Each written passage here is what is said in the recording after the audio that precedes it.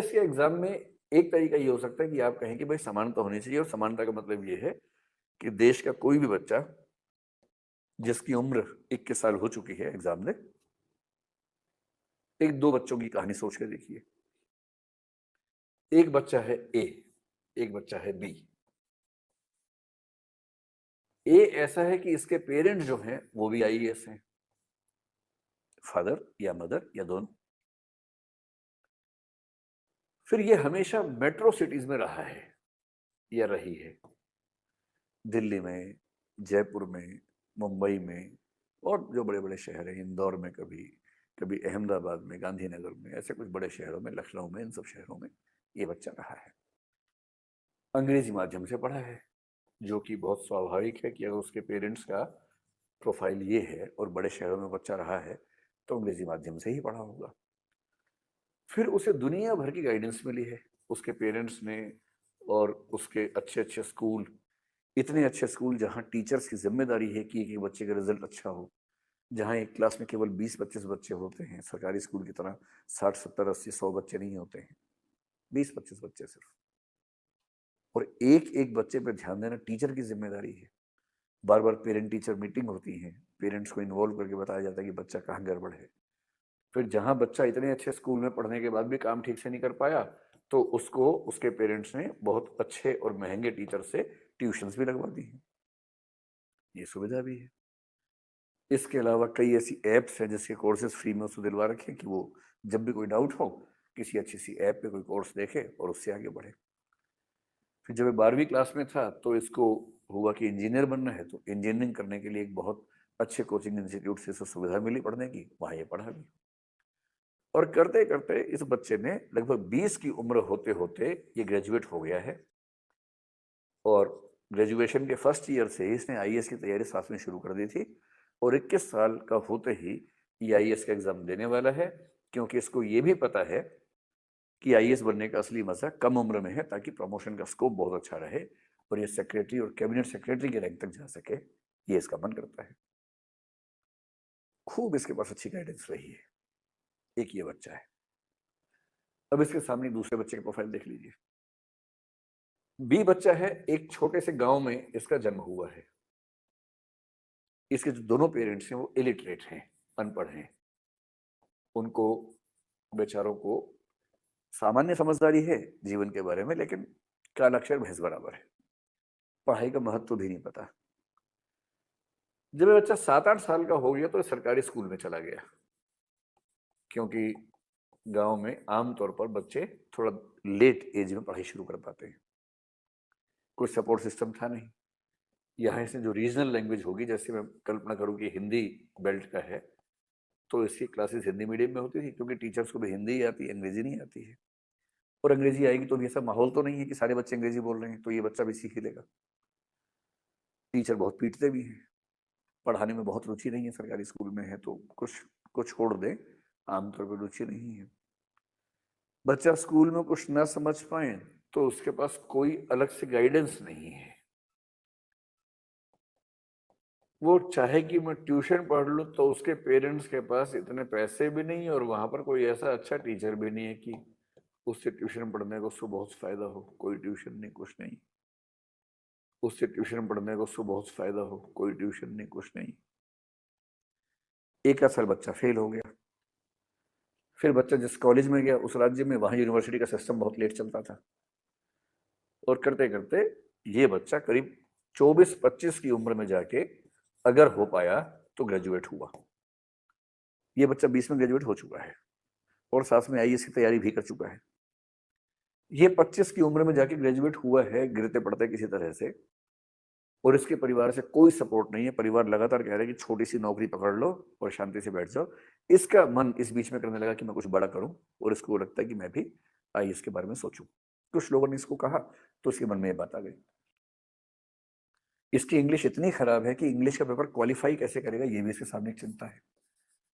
भाई इंग्लिश तो भारत में जो ग्रामीण क्षेत्र के बच्चे हैं, रूरल बैकग्राउंड के बच्चे हैं, उनके लिए तो आमतौर पर एक संकट ही है अंग्रेजी। उनको ठीक से नहीं आती, माहौल ऐसा नहीं मिला होता, और इंग्लिश क्वालिफाई की बिना आईएएस बन नहीं पाएंगे। तो इसको तो ये भी चिंता है। अब इन दो बच्चों के बीच में आपको तुलना करनी है। और ये तो गांव का लड़का, अभी तक हम मान के चल रहे हैं, गांव की लड़की हो मान लीजिए, तो इसके पढ़ने की संभावना और कम हो जाएगी, क्योंकि 5वीं क्लास के बाद लड़की स्कूल में पढ़े, यही कई पेरेंट्स को गवारा नहीं होता है। फिर अगर स्कूल, हाई स्कूल या कॉलेज गांव से दूर है, तो वहां तक उसको भेजना, वो रहेगी कहाँ? लड़की हॉस्टल में रहे, ये तो और असंभव बात है। इसके लिए उसको अपने घर में क्रांति करनी पड़ेगी पहले, तब जाके बाहर जा पाएगी। और ऊपर से मान लीजिए कि वो बच्ची एक ऐसे समाज से है जो समाज ट्राइबल या एससी कैटेगरी का समाज है, जहां अवेयरनेस का लेवल आमतौर पर और भी कम है। अगर ऐसा हुआ तो मान के चलिए ग्रेजुएट होने की उम्र 25 से शायद और बढ़ जाएगी। अब आपको ये बताना है कि इन दोनों बच्चों को आपने आईएएस के एग्जाम में एक साथ बैठा दिया और आपने कहा कि देखो भाई, समानता है, हमारे संविधान में लिखा हुआ है, आर्टिकल 14 में लिखा हुआ है, तो आप दोनों आईएएस का एग्जाम दो, एक ही पेपर आएगा, इक्वल कंपटीशन है, पूरी बराबरी है, भेदभाव तो हमारा संविधान करता ही नहीं है। और 21 साल से लेकर 30 साल के बीच में आप एग्जाम दे सकते हो 6 बार। बीच में तो चल रहा था 21 से 26, अगर 21 से 26 करते ये बच्चे तो बाहर ही हो जाते सारे के सारे। तो गनीमत है कि अभी 21 से 32 से 30 था, 30 भी ठीक था वैसे तो 21 से 30 साल तक का समय है और आपके पास 6 प्रयास है या 5 प्रयास है, आप इक्वल हैं, फाइट कीजिए। अब आप ये बताएं कि क्या ये दोनों बच्चे सच में इक्वल हैं? और अगर मैं ये कहूं कि ये दोनों एक रेस में शामिल हैं, और मान लीजिए कि ये रेस का ट्रैक है, यहां जाके रेस खत्म होनी है, तो क्या आप ये मानेंगे कि दोनों बच्चे एक ही पॉइंट से शुरू कर रहे हैं? या मैं ये कह सकता हूं कि इनमें से ये गांव वाला बच्चा यहां से शुरू कर रहा है और शहर वाला बच्चा यहां से शुरू कर रहा है? इसके लिए रेस को पूरा करने का मतलब इतना ही है, जबकि इसके लिए रेस को पूरा करने का मतलब इतना है क्योंकि इसको तो कुछ भी ऐसी सुविधा नहीं मिली जिस सुविधा की वजह से ये अच्छी स्थिति महसूस कर सके। अब आप ये बताइए कि समानता का सही मतलब क्या होता है? सुविधा नहीं मिली जिस सुविधा की वजह से ये अच्छी स्थिति महसूस कर सके। अब आप ये बताइए कि समानता का सही मतलब क्या होता है? और समानता के, इक्वालिटी के सही मतलब पे ही पूरी डिबेट चलती है। और एक कंसेप्ट विकसित हुआ जिसको हम बोलते हैं पॉजिटिव इक्वालिटी, यानी कि समानता का सकारात्मक अर्थ। सकारात्मक अर्थ ये कहता है कि समानता का मतलब केवल रूल्स बराबर होना नहीं है, बल्कि जो वंचित वर्ग के लोग हैं, जो पिछड़े हुए लोग हैं, उनकी और मंजिल की, अवसर की दूरी उतनी ही रह जाए जितनी दूरी एक सामान्य वर्ग के व्यक्ति की है। ये भी समानता है। और समानता का मतलब ये हुआ कि जो वंचित वर्ग हैं, डिप्राइव्ड क्लासेस हैं, उन क्लासेस के पक्ष में थोड़ा सा कुछ कदम उठाना, थोड़ा सा फ्लेक्सिबल होना, थोड़ा सा रूल्स को चेंज करना, उनको बचाने का प्रयास करना। जैसे अगर एक बच्चा कमजोर है तो उस बच्चे को कुछ समय तक दूसरे बच्चे की तुलना में ज्यादा दूध देना, ताकि उसको सही पोषण मिल सके। यदि एक व्यक्ति की हाइट बहुत कम है, दूसरे व्यक्ति की हाइट बहुत ज्यादा है, तो उनमें बराबरी लाने के लिए खेल के नियम में थोड़ा सा चेंज कर देना। जैसे तुम्हारी हाइट और बास्केट की हाइट में जितना अंतर है, उतना ही अंतर इस बच्चे की हाइट और इसकी बास्केट की हाइट में होना चाहिए। जैसे हम घर में करते हैं क्रिकेट खेलते हुए, कि अगर छोटा बच्चा खेल रहा है हमारे साथ और साथ में बड़े लोग खेल रहे हैं, तो हम छोटे बच्चों को क्या बोलते हैं कि तुम्हारी 2 बारियां हैं, हमारी एक एक बारी है। क्यों करते हैं? हम जानते हैं कि उस कंपटीशन में वो टिक नहीं पाएगा, वो जल्दी आउट हो जाएगा, हम लोग जल्दी आउट नहीं होंगे। तो अगर वो जल्दी आउट हो गया तो उसका उत्साह खत्म हो जाएगा, उसका मोटिवेशन खत्म हो जाएगा, उसका खेलने का मन नहीं करेगा। उसके बाद उसका उत्साह बढ़ाने के लिए हम क्या बोलते हैं, तुम्हारी 2 बारियां हैं। फिर हम ये भी कहते हैं कि हमारे लिए बाउंड्री लाइन वो है, उसके पार छक्का होगा, लेकिन तुम्हारे लिए बाउंड्री लाइन ये है, तुमने इसको पार कर दिया तो छक्का मार लेंगे।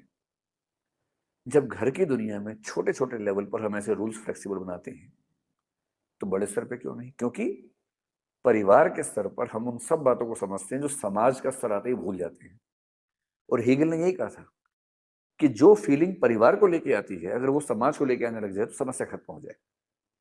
पर होता क्या है कि जब तक हम परिवार में हैं तो हम चाहते हैं कि हम त्याग करें, और जब हम समाज में उतरते हैं तो हम चाहते हैं कि ज्यादा से ज्यादा संसाधनों को लूट लें अपने पक्ष में, बाकी लोगों को ना मिले।